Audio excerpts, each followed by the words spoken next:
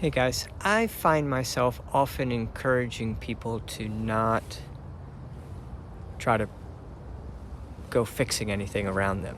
Find the perfection in what's going on, leave everything alone. And one of the areas that's a little bit trickier to tell people to leave it alone is when it comes to other people who are struggling. And you like somebody for whatever reason. They look like someone you knew, they got a nice name, they smile is nice, whatever. So you like that person, you feel like, oh, I can help them.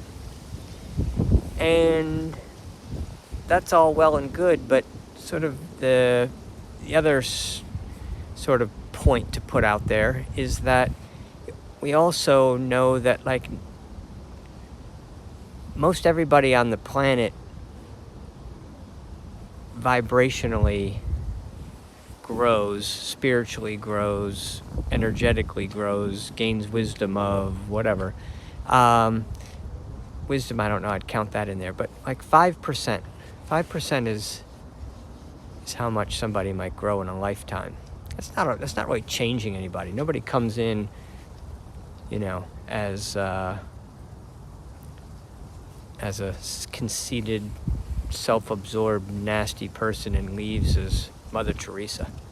It doesn't happen that drastically. But anyway, somebody like Mother Teresa, Gandhi, these sort of common but not common people,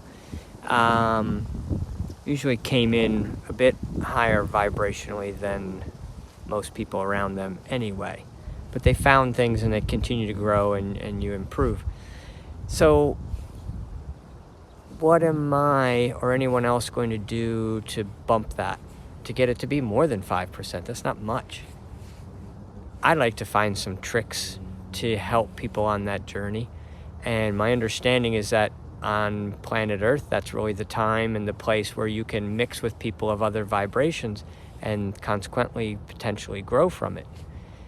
But do we need to go fix them and help them, or are we just growing from the inspiration of pulling someone? I think that there's a challenge in that question too. Do we want to emphasize the fact that what you give, you get, and that the more I would inspire or teach others about this process, the better I would get at it?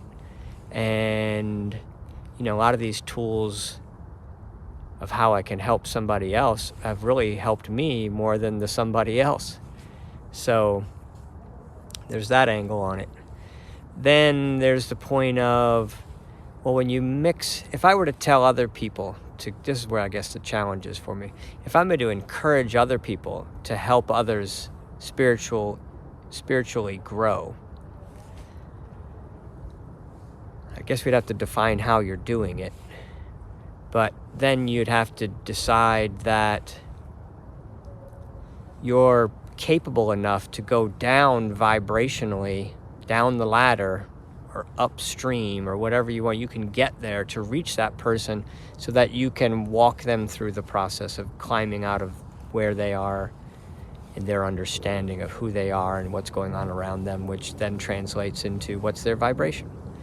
So I think most people I know, if they hang around people they're trying to fix, they're going to be needing to be fixed also.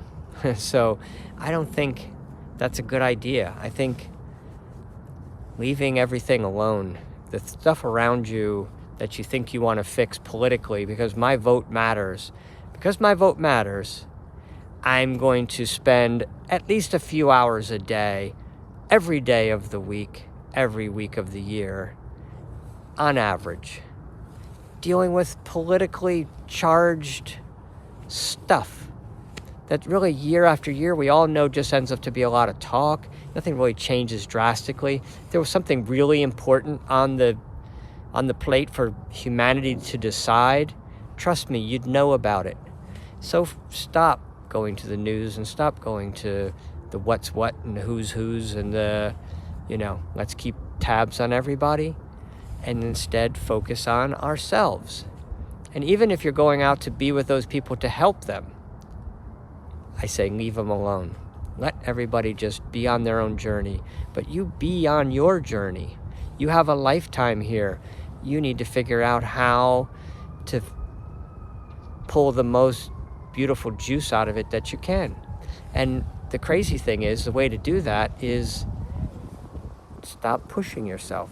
Stop trying to impress somebody or accomplish something or please God or save up enough money that someday you'll be happy, or protect yourself from all the bad things that you think are happening around you.